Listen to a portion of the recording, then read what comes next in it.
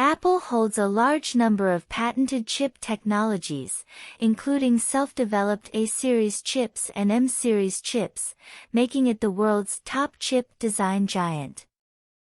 However, in terms of baseband chips, it has always been a hard nut that Apple has been unable to conquer.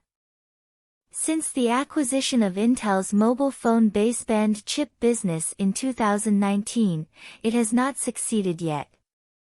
Not only that, there was also news of the failure of Apple's baseband chip project.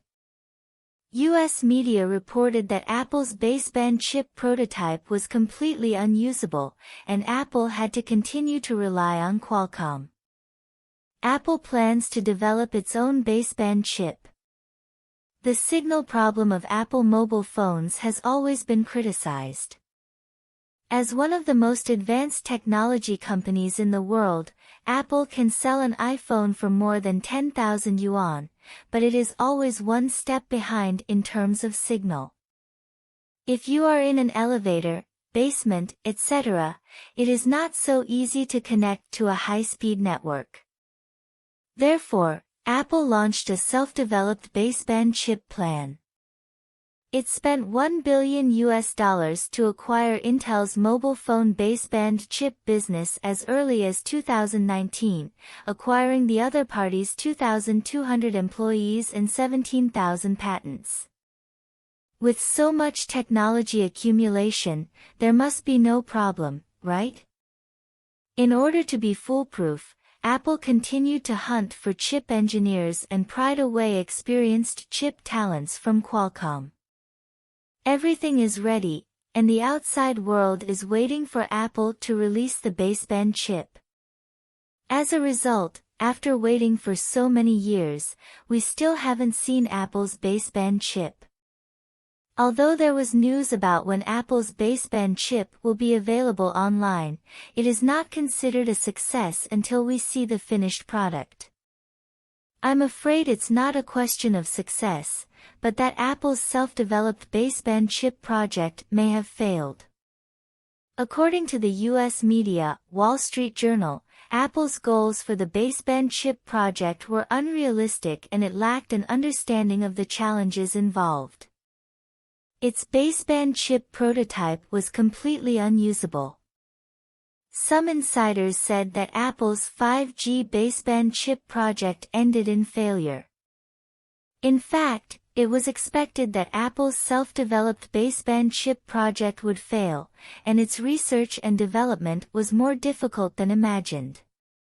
What is the difficulty in developing baseband chips? Perhaps many people do not understand what a baseband chip is. A baseband chip, also called a modem, is a chip used to control wireless communications and is usually used as one of the core components of mobile phones or other wireless devices. It is responsible for managing and controlling the communication between the device and the wireless network, including data transmission, signal processing, receiving and sending data and other functions. Baseband chips typically contain components such as one or more processor cores, memory, radio frequency transceivers, digital signal processors, DSPs, and security controllers. In other words, the quality and performance of baseband chips play a crucial role in the user experience and market competitiveness of wireless devices.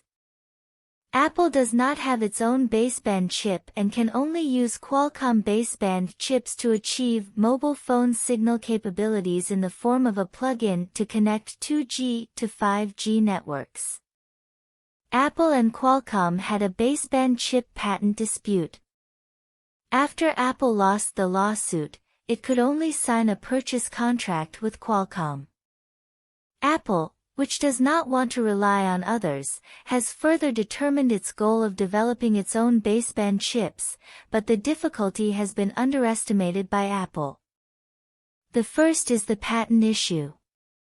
The development of baseband chips requires many patented technologies, including communication protocols, encoding and decoding, etc. Apple needs patent support from Qualcomm, and even more equipment manufacturers, chip design companies, etc. are involved. The number and cost of patents can be very high. Of course, money is not an issue. The problem is that Qualcomm will not easily license patents if it is not willing to cultivate a competitor. Apple can only take the road that others have not taken, which is obviously not easy. Secondly, there is the issue of operator compatibility. The baseband chip needs to support multiple wireless network standards and protocols, including 2G, 3G, 4G, 5G, etc., as well as networks of different frequency bands and formats. This requires taking into account different operator networks around the world during the design and testing of baseband chips to ensure that the baseband chips can operate stably and be compatible in different network environments. Apple does not have a clear plan, and its compatibility with global operators is slow.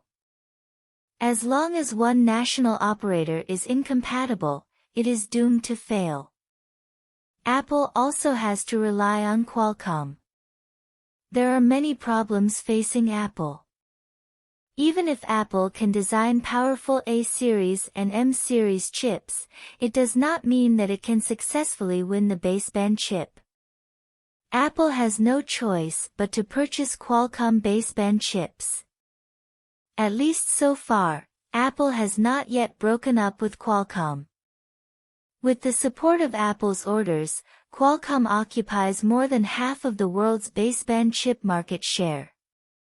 Not only that, Qualcomm will still be Apple's exclusive baseband chip supplier in the next 3 years. According to news announced by Qualcomm, it has extended its baseband chip supply contract with Apple for 3 years until 2026. It seems that the possibility of Apple launching a self-developed baseband chip before 2026 is very slim. It is still unclear whether it can make progress in self-developed baseband chips after 2026. But one thing we know is that Apple still has to rely on Qualcomm. As a comparison, we know how strong Huawei is. Huawei has a self-developed Barong baseband chip, so it does not need to look at the faces of American suppliers such as Qualcomm. Huawei is also continuously advancing the research and development of baseband chips and applying them to a variety of devices and scenarios, including smartphones, tablets, IoT devices, Internet of Vehicles, etc. Strengthen the protection of our own intellectual property rights and strive to solve patent issues. With the powerful combination of Dragon baseband chip and Kirin SoC chip, Huawei's self-developed mobile SoC processor is one of the most advanced chips in the industry. If it weren't for US restrictions, Huawei would have already upgraded to a version that can keep pace with the world.